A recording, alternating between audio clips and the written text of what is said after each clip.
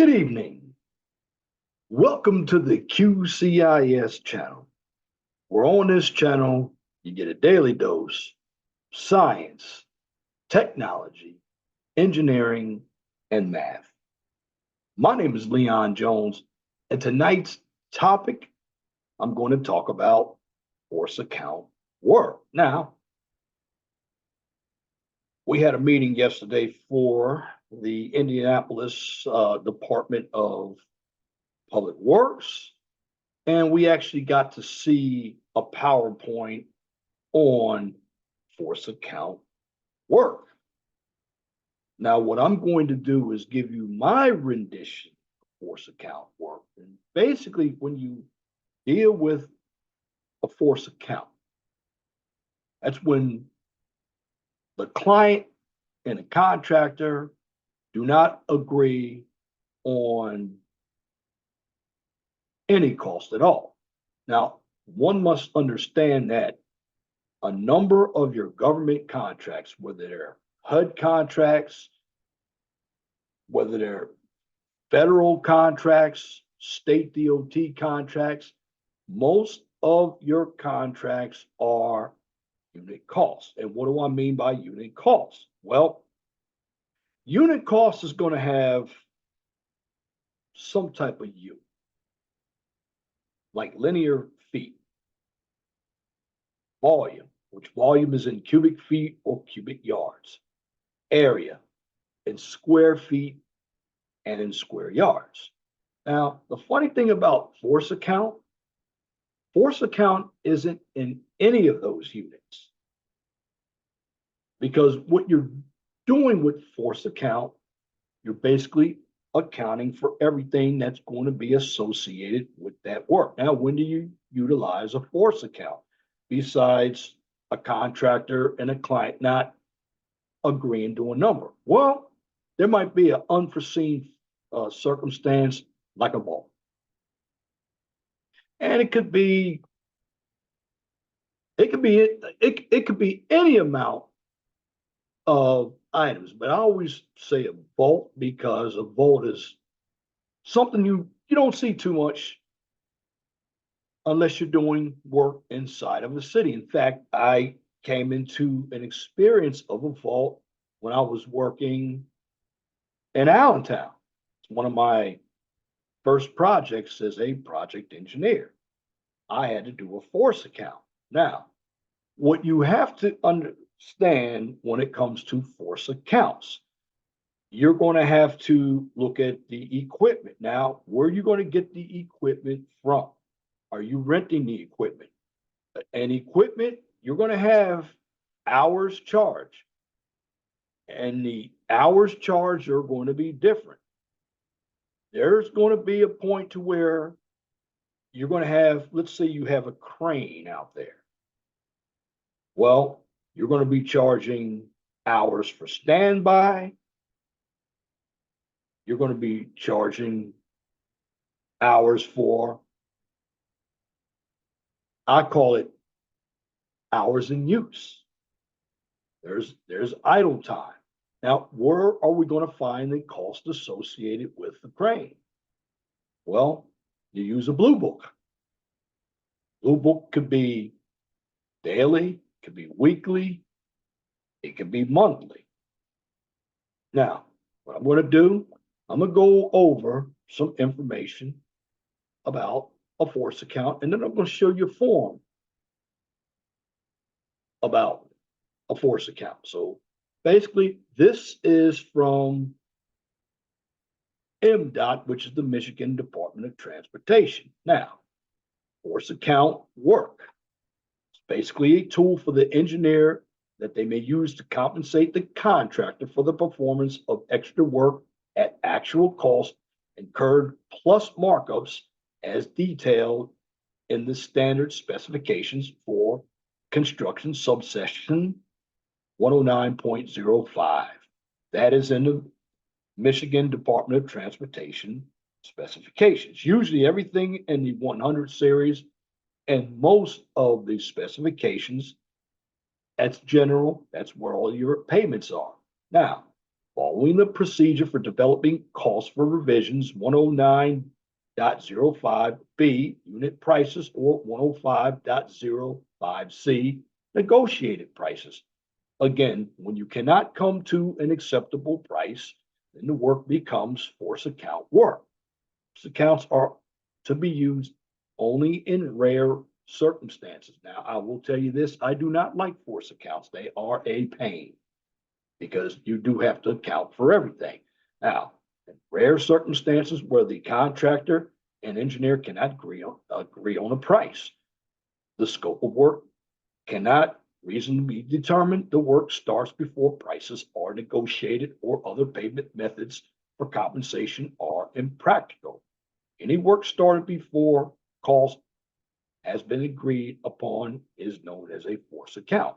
So prior to commencing force account work with the region construction engineer, or we call them an area engineer at NDOT, or a project manager at Indiana or Indianapolis DPW, a regional construction engineer must approve the additional work.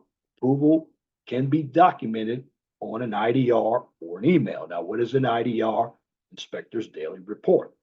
Now, a work plan. A work plan must be developed prior to commencing force account work. The work plan begins with the contractor's required submission of a documented proposal for the extra work per subsection of 109.05. Now, the proposal is reviewed by the engineer, then the contractor, and engineer will collaborate to develop a work plan from the contractor's documented proposal. Of course, this work can be varied in length, and it's going to depend upon the scope of the work that needs to be accomplished. Now, this may range from a brief email for short duration force accounts accomplished in a couple of hours to a more extensive multi-page work plan for complex or longer duration force accounts. Now, the work plan should address at a minimum each of the following items. You must have a general section for the work that's going to be performed. A schedule. I always believe in schedule because when you have a schedule, that's going to tell me what you're going to be doing for the force account. And a schedule is going to show me the detailed activities, durations, constraints, or any other relevant information. And that it's going to include activities of subcontractors and specialty contractors. And that's going to provide an updated project schedule and or documented narrative noting any possible impacts to the approved project schedule and controlling items of work. Now, something big when it comes to construction, labor. You're going to have to provide the number of people, classification, crafts of the contractor, subcontractor personnel, estimated work hours, and any special considerations. And that's going to include night work, overtime, or any other work that's anticipated to take place outside of established project work hours. Again, your equipment must provide a list of equipment owned, rented, leased, and that's going to include customer special equipment in the work plan for engineering approval. Materials. Provide a detailed listing of all materials incorporated into the finished work required to complete the force account work. Then we're going to get into miscellaneous items. So we're going to include any other relevant aspects or constraints to the work, such as purchase orders for services, disposal fees, freight transport costs, etc., temporary sheathing, and other items not permanently incorporated into the finished work are not considered materials, thus not eligible for the 15% materials markup. And we're going to get into estimated total cost. We're going to include a breakdown of all anticipated items and their estimated costs. This may be used as a basis of a budgetary contract modification for longer duration force accounts in order to make progress payments. Then we're going to have a designation of the contractor's representative with authority for signing the daily field record. Now, if the conditions relative to the force account change, or if the progress of the force account becomes inconsistent with the original work plan, the contractor and the engineer will collaboratively revise the documented work plan within one workday of notification of required change. Now, of course, work plan revisions, they must be documented, but may be as simple as email exchanges where both parties are in agreement. Items not contained in the approved work plan are ineligible for reimbursement. So I'm going to show you a view of a force account work plan. All right, this is a work plan. This is MDOT's work plan. It's the contractor, subcontractor. This is what theirs looks like. Contractor signature, labor force, equipment, and of course, materials. I'm gonna also show you another one a little later on. Now, work order. Some call them work orders, some call them change orders. After acceptance of the work plan by the engineer and prior to starting any force account work, the engineer will issue a work order form 1137 directing the contractor to commence the force account work in accordance with the approved work plan attached to the work order. Any revisions to the work plan will be documented in a revised work order. Now, what I'm going to do with this information, because I know with Zoom, if I go into a file utilizing a hyperlink, it's not going to show up on the video.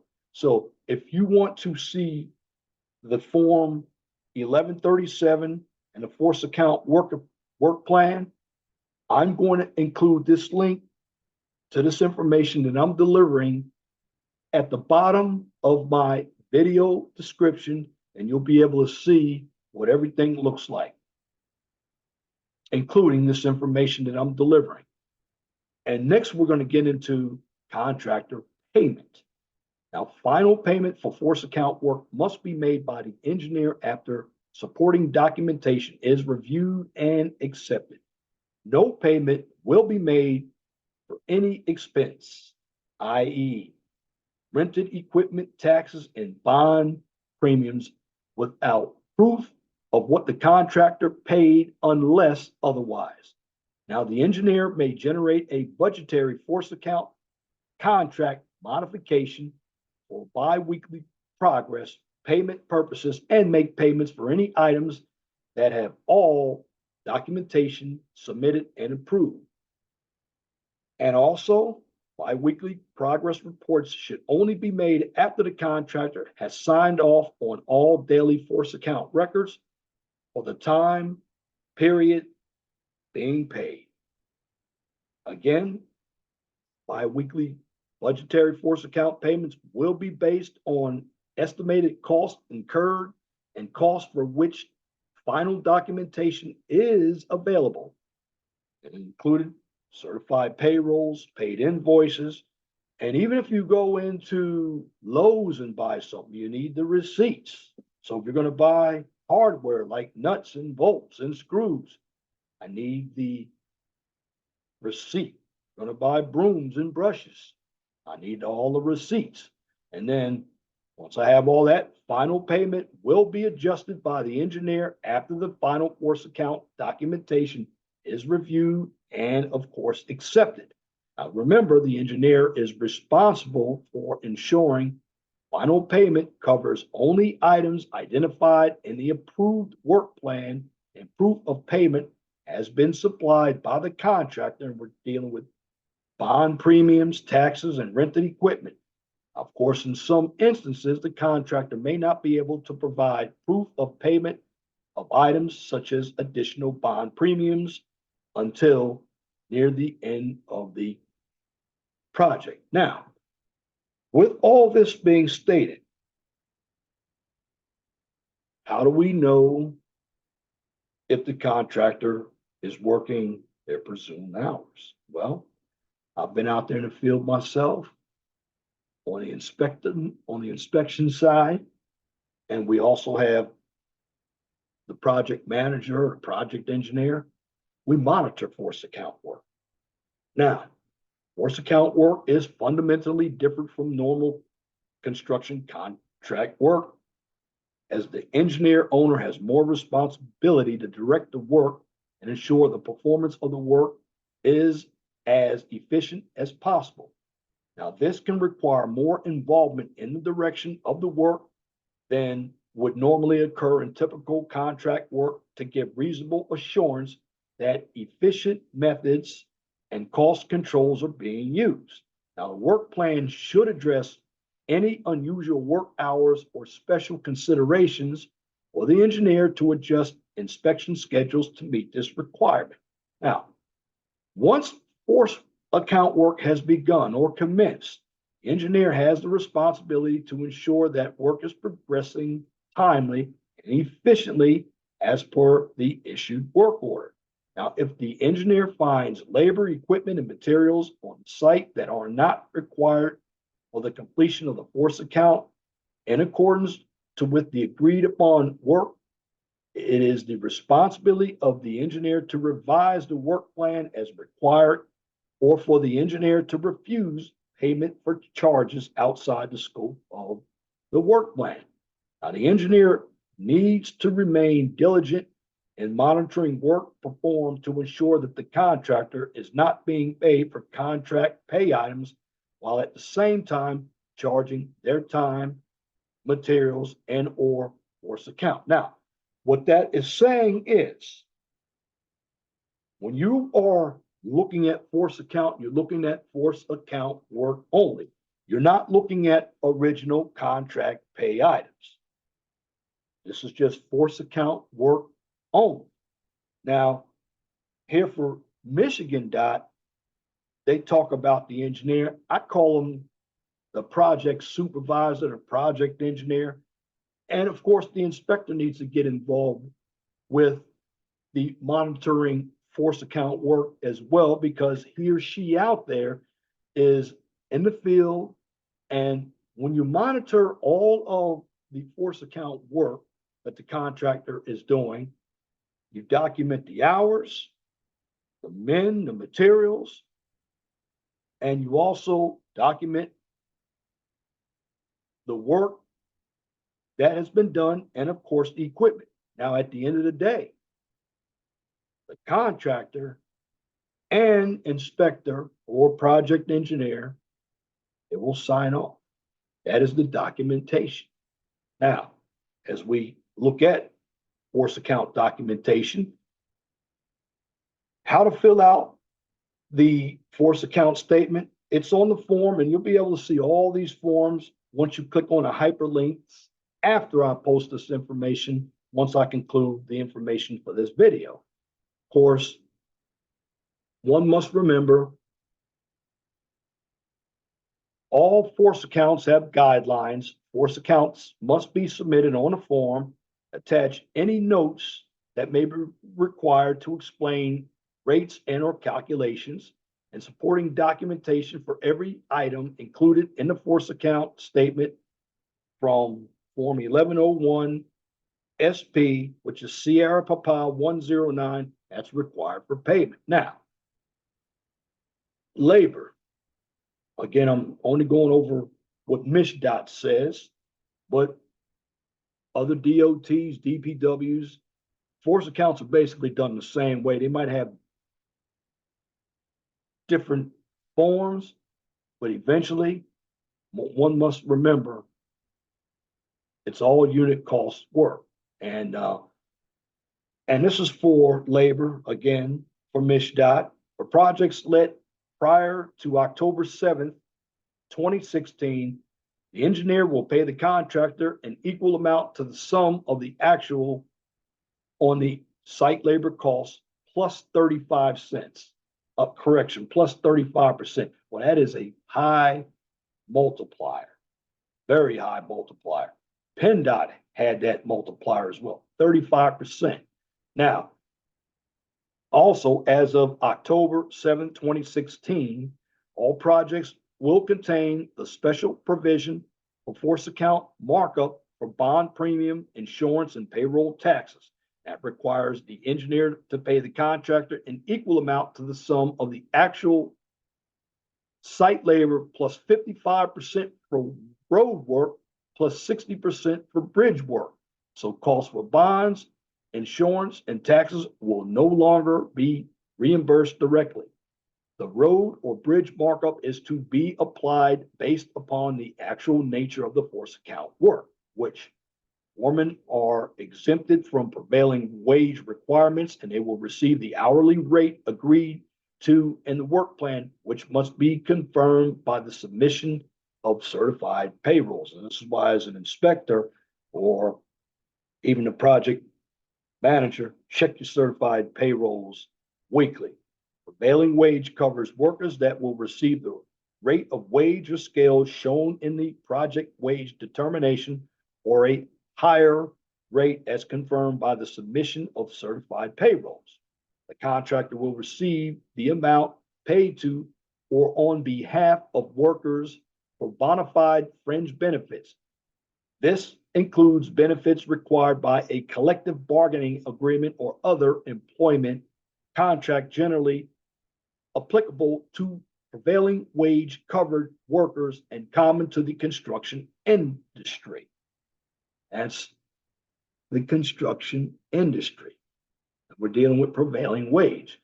So generally, holiday vacation pay is considered taxable income. Therefore, it should be included with the base labor rate to which the applicable markup percent is added. Then you're going to have the name, class, dates, and number of hours worked, and that's going to be listed on Form 1101. A job title, however, cannot be used in lieu of an employer's actual name for purposes of verification with certified payrolls. The contractor must submit certified payroll for workers covered by the prevailing wage provisions.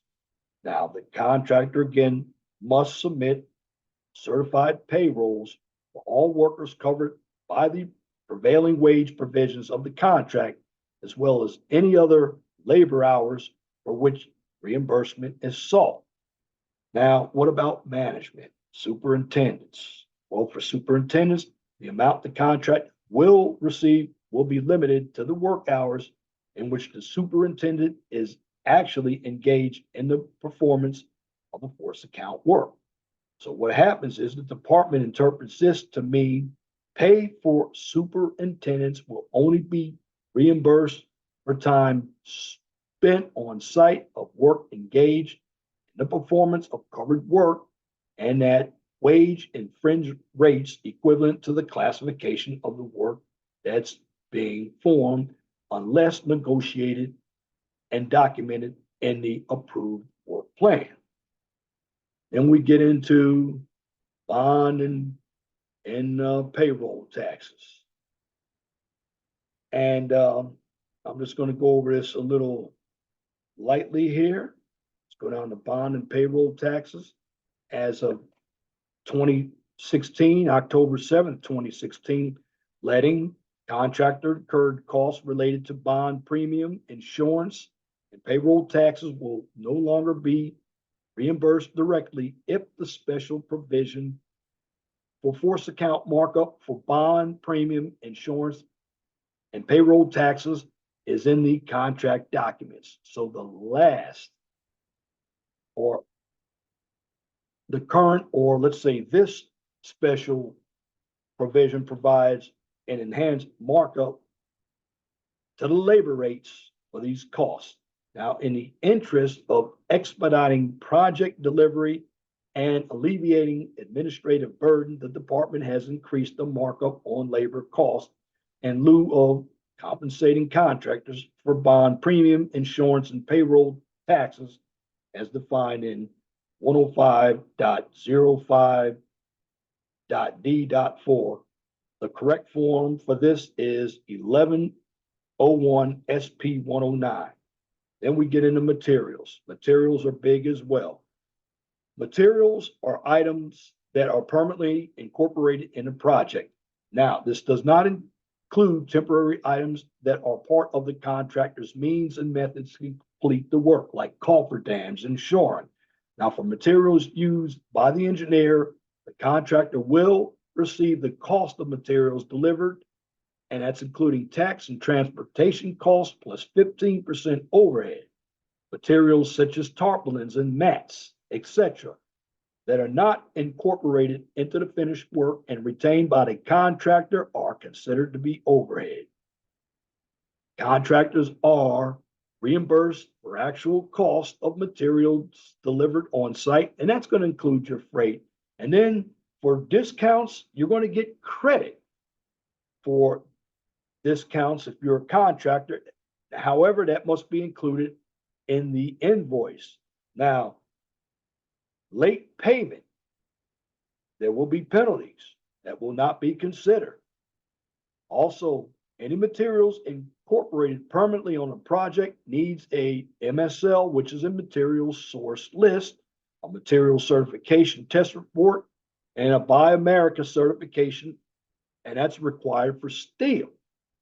Now, materials from a contractor stock will meet the requirements of the Material Quality Assurance Procedures Manual, the MCAP. Now, also, contractors need to submit an affidavit certifying the following.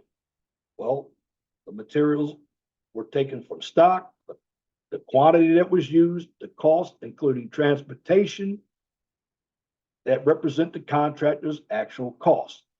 Of course, sales tax for the purchase of materials will be allowed when the contractor provides documentation that they have paid it. Also, when the work plan specifies quantities of an item and those items have been delivered to the job site, the cost returning for unused items can be reimbursed as actual costs. Now, these costs may include transport, handling, and restocking fees. However, 15% overhead markup does not apply. Restocking fees must be disclosed on the original invoice items, or let's say terms and conditions. Again, restocking fees must be disclosed on the original invoice terms and conditions. Now, for force accounts, where the work plan specifies customization of an item, non-standard items, or other items that are unique to the force account work, the department will reimburse the contractor for actual costs. This may include MDOT retention of the item that's going to be associated with shipping and handling costs. Restocking of the item, that's also going to be associated with shipping and handling costs. And a scrap of the item, which is also going to be associated with shipping and handling costs. So you have those three items right there. Now, if the contractor decides to retain an item, the department will not reimburse the cost of the item. Now, here's a big one, equipment. When I told you about the blue book, everybody uses a blue book called Equipment Watch. So determination of rental and operating rates will follow subsection, and that's in 109.5. And that's if you have the MISH-DOT standards. NDOT has standards. PennDOT standards, that's Pub 408. Now, again, determination of rental and operation rates or operating rates will be found in subsection 109.05D.6 of the standard specifications for construction. So when it comes to equipment costs must be determined for the time period for which the force account work was performed. So the Equipment Watch Blue Book must be used to determine the reimbursement rates for equipment. These rates can be located on the Equipment Watch website. That's right. Nowadays, you don't have to utilize the actual Blue Book. And what was crazy about the Blue Book is you had to get a new Blue Book every year. And we're talking about a hard copy. Now with everything on the internet, you can go right in there and you can get your prices right off the Blue Book. And if you're going to utilize the Blue Book, take the page, print it out, and circle the piece of equipment. Are you going to be using that equipment monthly, daily, or weekly? Make sure, because when you do a force account, everything has to be dotted, documented perfectly. Got to dot your I's and got to cross your T's, because again, with force account, you're utilizing everything that you need to complete the project. Now, construction field services manages the department's user database for access to the Equipment Watch and Blue Book Rate website. So department employees must email to the MDOT site to request login credentials. MDOT's Equipment Watch subscription is for MDOT employees only. Non-MDOT personnel should contact their prospective TSCs to obtain copies of the Blue Book pages. Now, equipment not listed in the Blue Book. Determination of the rental and operation or operating rates. Go back again and talk about this. Determination of the rental and operating rates for a similar piece of equipment will also follow in section 105 or 109.05D. So what this is saying, if you don't have a piece of equipment that's listed in the Blue Book, which is Equipment Watch, and you find a similar piece of equipment, it's still going to follow the same spec as equipment that is listed on the Blue Book Equipment Watch, and it will follow spec 109.05D6 of the standard specifications for construction. Also, rates must be agreed upon and documented before the equipment is used. Allowable rates for miscellaneous contractor-owned equipment typically not listed in the Blue Book are available for the link below, and you'll be able to see all this information once I post it under my video description. So again, when it comes to force accounts for equipment not in the Blue Book, contractors do have the option of using the above published allowable rates for contractor-owned equipment not listed in the Blue Book, or providing standard purchasing documentation and depreciating tables to justify higher rates. Now, if standard rates are selected, no other further documentation will be required. Now, custom-made equipment. The custom-made equipment cost needs to be appraised by a certified public accountant for the calendar year for which the force account work was performed. The monthly rate must be reasonable, but no more than 5% of the annual appraised invoice cost. The price must be agreed to in the work plan before the equipment is used. Now, small tools. What I mean by small tools, it could be a wrench, it could be a socket, it could be a hammer, but no payment will be allowed for small hand and power tools that are not listed in the Blue Book or are listed at a rate of less than $1 per hour. When small tools or equipment are used on a project and where it may be difficult or unreasonable to establish the age. Now, it's funny too, when it comes to vehicles and equipment, like small tools, yeah, you have to establish what year the piece of equipment is. And the same thing with tools. I remember doing that with PennDOT. Sometimes it is hard to establish the age. So what is going to happen is the engineer and contractor will agree to an age to apply to all small tools or equipment. And we're talking about air compressors, air hoses, pumps, saws, jackhammers. Now, consumable materials like welding rods and welding gas and gasoline and diesel will be considered incidental, and it will not be reimbursed separately.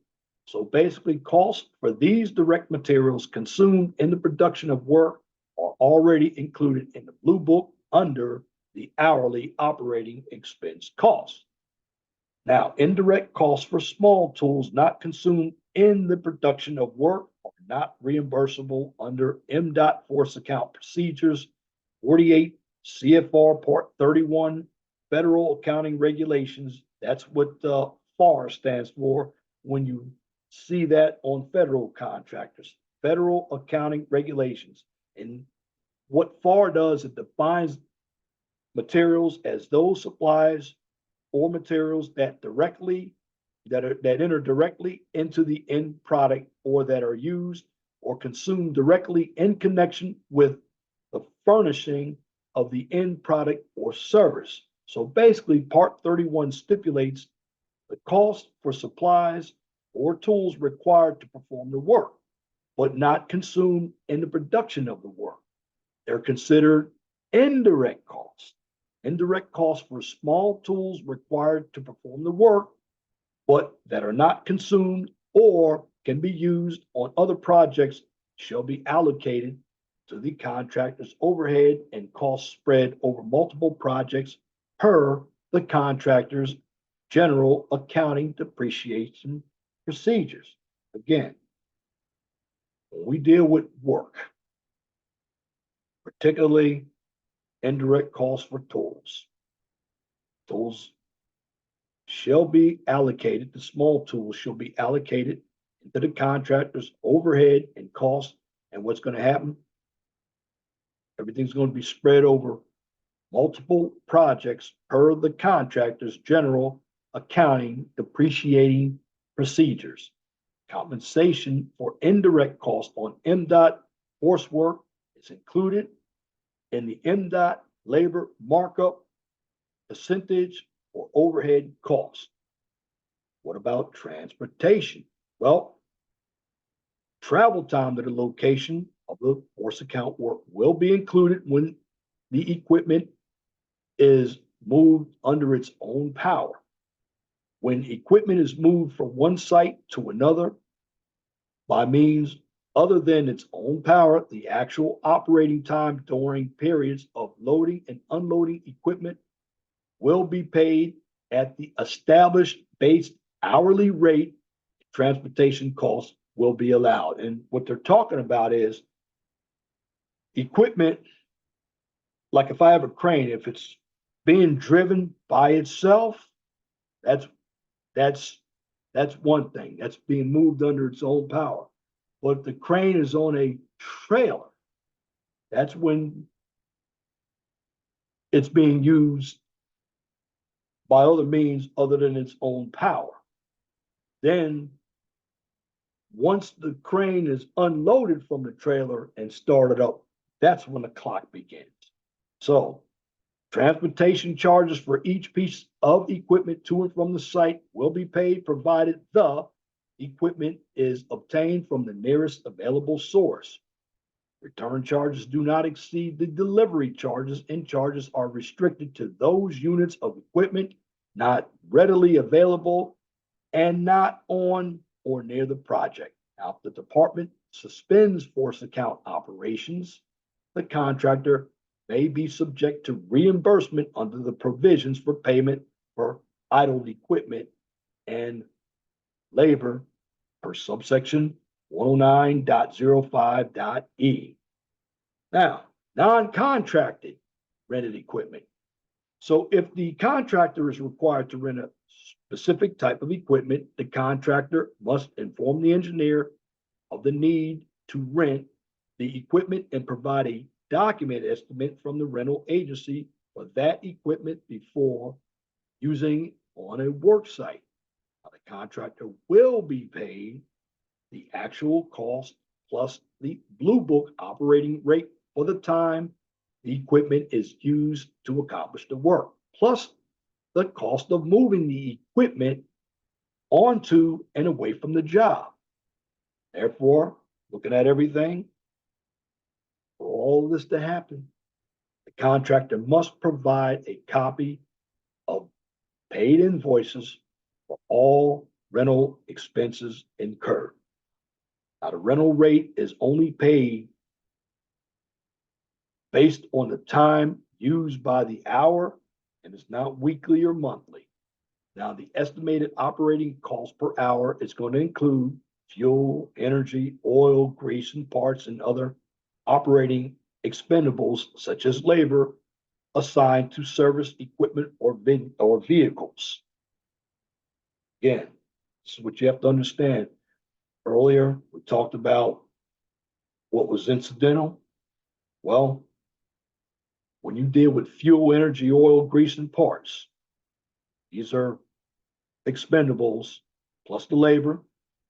Well, this is all incidental and it's going to be assigned to service equipment or vehicles. This includes operated grease time, unless estimated operating cost specifically notes otherwise. So when we deal with vehicles,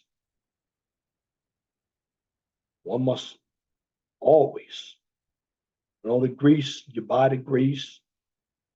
Everything you get, you should have documentation for. Again, so you understand, the rental rate is paid for only the time is by the hour. It's not going to be weekly or monthly. And what's included is going to be your grease, your fuel, your oil, your energy, your parts, labor, and that's going to be needed to service equipment or vehicles. Unless the estimated operating cost specifies something different. Now, something I told you about before, standby. So with force account work, you're going to have contractors and subcontractors. So standby rate, and then you're going to have allowable hours. So for contractor owned equipment, the standby rate will be 1/2 of the rental rate established in subsection 109.05.d.6. No operating cost allowed.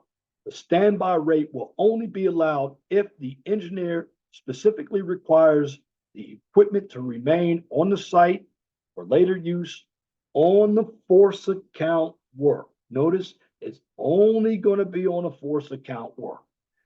So the engineer, what he or she is going to do, they're going to provide documented notes when the equipment is no longer needed to complete the force account work, and it will not be considered for payment except for transportation costs. Payments for standby time will not be made on any day.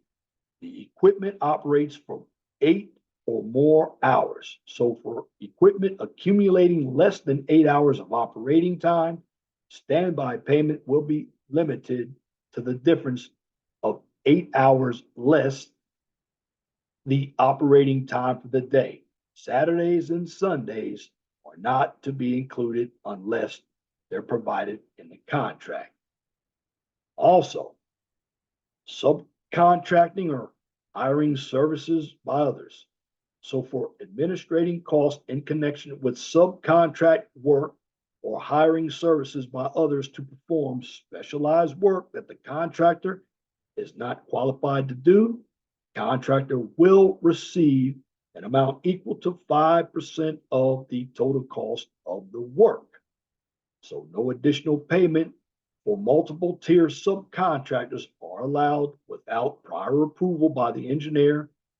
Subsection 109.05.d.7 of the standard specifications for construction. And also, no additional markup is to be paid to the subcontractor performing the work or overseeing the work of a multiple tier subcontractor. So basically, subcontractors or a specialty service company should correspond to the name of the company listed in the work plan. And for payment of the invoice, the contractor is required to submit documentation showing the proof of payment to the subspecialty services. get into business tax. Well, projects containing the special provision for force account business taxes, 12 SP 109B-01, the contractor will not be eligible for business tax reimbursement. Miscellaneous. No additional allowance will be made for general superintendents or other costs for which no specific cost is provided in the specification per subsection 109.05.D.9. And we get into coordination of records. The engineer is responsible for ensuring that the work is performed per work order and work plan. I would say the engineer is responsible for the overall job. Now, if you have a good inspector, the inspector who's out in the field is also responsible for ensuring that the work is being performed per work order as well. Now, I know we can get into the semantics of who's in charge. Basically, if you are representing the department, whether you're the engineer or whether you are the inspector, you are responsible for ensuring the work is being performed per the work order and work plan. You are representing the department. You are the ones that are paying the contractor. This is why you must have accurate documentation. So based on this, the engineer must complete Form 1101A, force account daily field record sheet. Superintendent or foreman or the contractor and the engineer, just like I mentioned before, are both to sign Form 1101 Alpha. Form is to be completed at the end of each day's work or not more than 48 hours time period after completion of the day's force account work.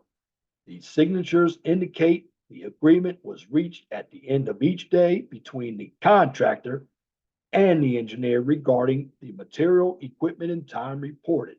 The engineer or authorized representative must keep an accurate daily record of the time and materials cost to the contractor. In the event the contractor declines to sign Form 1101 Alpha or 1101A, department records will govern. Any item not shown on Form 1101A will not be eligible for payment per subsection 1109 subsection 109.05.D10. This is very important. Some contractors, especially your small ones, can be slick. If the contractor doesn't sign the department records, they're going to supersede everything.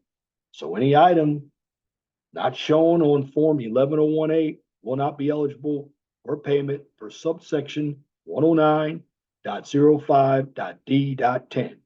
For statements, the contractor is required to submit Form 1101 spreadsheet weekly. The contractor is required to submit Form 1101 spreadsheet, and you're supposed to submit it on a weekly basis. Now, this is with MSHDOT, but I'm just giving you an idea of how the force account process works.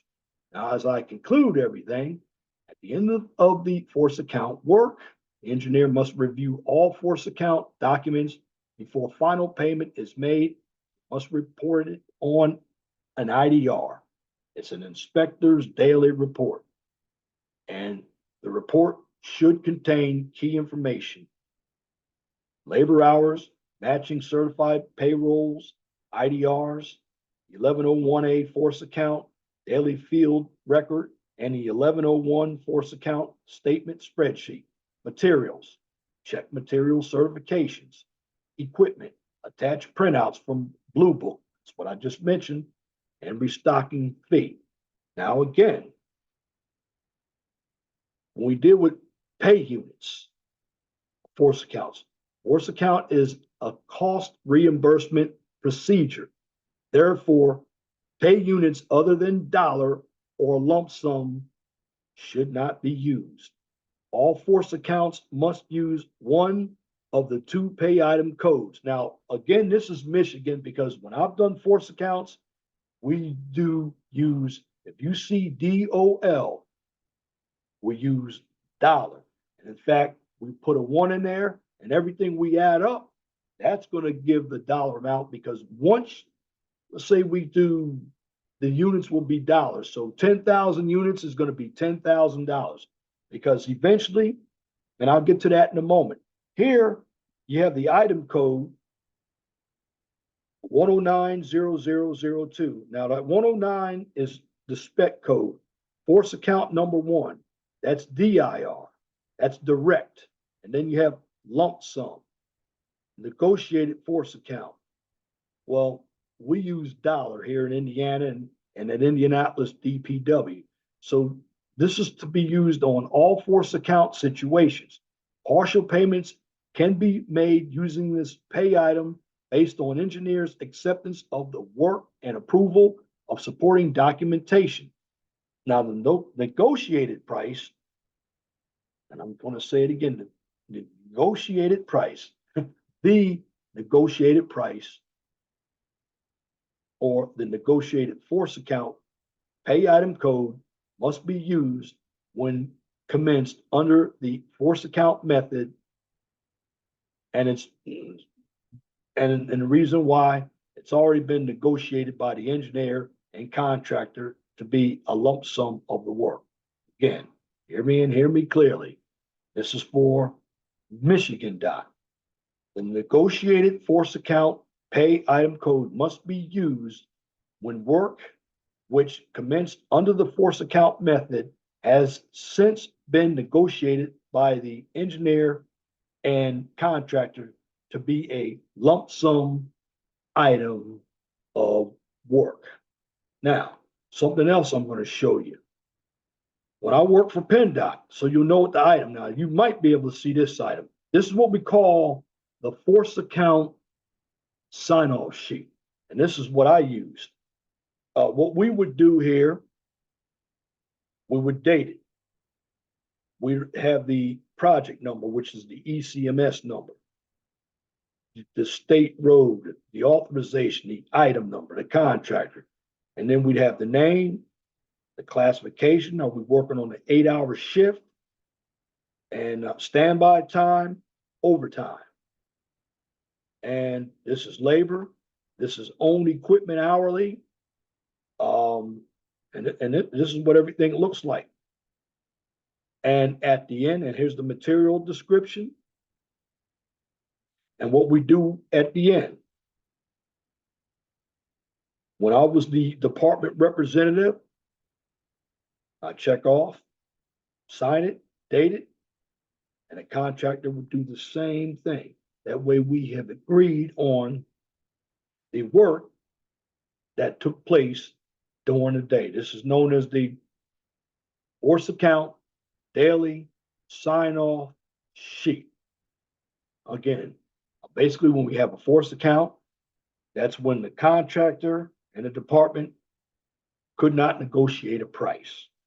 And one thing that I don't like, I'm not a fan of force accounts. It's a lot of work, a lot of documentation, but sometimes it's necessary. But it should be something that is not rare because when you do a force account, once you have all of your information together, then you have to process a change order. So you're doing a lot of work because the contractor and the department could not negotiate a price. So basically, what I've given you this evening was a detail on how the force account process works. Now, that is through Michigan Department of Transportation, but for most parts, or for every part that I've been on, Michigan uses lump sum or uses DIR. I use dollar. And when somebody asks you, hey, what does DOL stand for? That is a dollar. And then you gather all your information up. And that's what a force account is. It's a bunch of reports, you stick it together, and that one whole packet is what you're going to use as documentation to verify that all of the work has been done with the force account. And it's a lot of paperwork with a force account, especially if they get into subcontractors as well. It's a lot of multipliers that you heard. You heard 35%, you heard 55%. Multipliers are huge in Michigan. I know they were huge in Pennsylvania, but when you're the department, subcontractors can be advantageous or they can be disadvantageous. But either way, when it comes to work, you want to work out a price with the contractor. And if you and a contractor basically keeping up with everything, it shouldn't come down to where you really need a force account. But at times you do. You and the contractor are always going to have to be on the same page because in the end, force accounts, for the most part, they're rarely used. And I forgot to tell you another time where I've used a force account is when we've actually completed the job. I know at that time I was working for PennDOT, and we had done a paving job on State Route 30. Well, it was off of 309. It was 378, State Route 378 between, I believe it was Allentown and Bethlehem. And we had a walkthrough. And when we had the walkthrough, well, our ADA, which was Al Peak at that time, we had some areas that he believed ponding would occur. So he suggested that we go ahead and put a couple of inlets in. Well, we were basically completed all the contract work. So because it was the ADA, he suggested that we use force account, and that's what we did. And that was an unforeseen circumstance or an engineer's decision on why we had to use a force account. And what happened with that job as well, we needed a cage for one of our systems to keep animals and kids from going into one of the pipes. I mean, we had looked like a 36-inch RCB that we used. So we had to order that. That required force account. And in the end, like I said, force accounts should only be used if a contractor and the department cannot negotiate a price. Now, I've given you other circumstances after the walkthrough and the department wanted more facilities for better drainage. And of course, when I was working on an Allentown street, I believe it was MacArthur Boulevard, goes right into Allentown. Well, at one of the corners was near an old liquor or grocery store. We found a vault. We had to do a $20,000 force account for that because in the vault, it was an old vault, didn't have anything in there, but some of these sidewalls were built on top of these vaults. And when you remove the sidewalk, you run into these vaults. Because you have to remember, in the city, you've had some old buildings that sat in those areas with vaults. Remember, worked with another gentleman, an old bank was on the site, and a vault to the safe wasn't there, but the vault was still there, and they needed a force account. But in the meantime, again, just to sum everything up, force accounts are basically change orders that require documentation of all work performed, all materials needed for that particular scope of work. And it originates because the contractor and the department could not come up to a negotiated price. And that concludes this topic on force account work. If you like what I just presented, please comment, share, and subscribe. And if you're looking for some political, some social content, right now I'm doing a scam series on my main channel, the 411 Talk Zone Radio Show channel. And just so you'll know, once I complete the recordings of videos on YouTube from the QCIS channel and the 411 Talk Zone Radio Show, I also post those videos up onto my Twitter page. So you can find the QCIS and the 411 Talk Zone Radio Show videos on my Twitter page. Now, since the QCIS channel is an educational channel, you can always find the information that I record from the QCIS channel. That's also posted on my LinkedIn page. In the end, thank you for viewing and listening to this information on force account work from the QCIS channel. On this channel, you get a daily dose of science, technology, engineering, and math.